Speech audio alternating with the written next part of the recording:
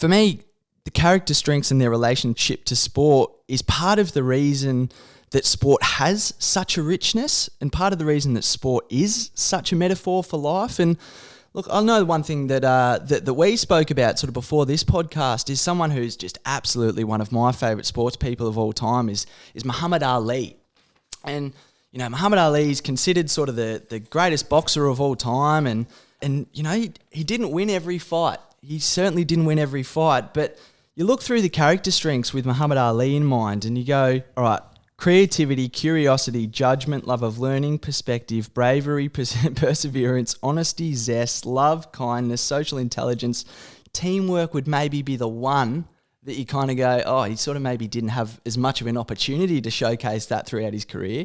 But all the others on there, fairness, leadership, forgiveness, humility, prudence, self-regulation, appreciation of beauty and excellence, gratitude, hope, humour, spirituality. Muhammad Ali had absolutely all of those in spades. And so I wonder to what degree these sports people that we elevate beyond that idea of, for lack of a better term, mere civilian, part of the reason that is that they are given this platform to display so many of their qualities.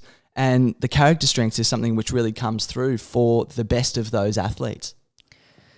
Yes, and look, there's a lot in that, and I'm interested with what you were saying first too about the collective strengths, like humility, fairness and leadership. Like Australia, we're so focused on the fair go, that really fits in, and humility, well, as you say, well, certainly Kyrgios and Tomic, as wonderful as they are as tennis players, they certainly weren't very popular when they seem to be acting in a brash way. So, yeah, I like that idea. But then getting back to the individual things with Ali, now it's just remarkable when you go through the strengths like that.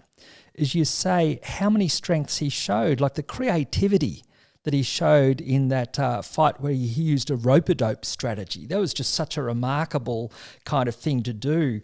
His humour, of course, would come out wonderfully with his little ditties and all the rest of it. And I'm thinking actually, even when you mentioned teamwork, I think he did show that in different kind of ways, in that he was very interested, this is partly leadership of course, but he was interested in, I suppose, the collective and looking at the circumstances of blacks in America who'd been mistreated in different kind of ways. So he was often prepared to speak for them with a sense of citizenship and social responsibility. And I think even his refusal to go to Vietnam, saying, well, he didn't have anything particularly against the Vietnamese. I think that gets back to the we that you've been talking about with the philosopher Rorty, talking about the we and the more we relate to other people, how that leads to more healthy societies. But when you're talking about Ali's strengths and having so many of the character strengths, what strikes me is how he was able to use those strengths to some extent in the service of others. We've talked about that before with character strengths, that ultimately for people to have not just an engaged life, but a meaningful life, and for people to derive the greatest satisfaction in their life, it's basically coming from the point of view that other people matter.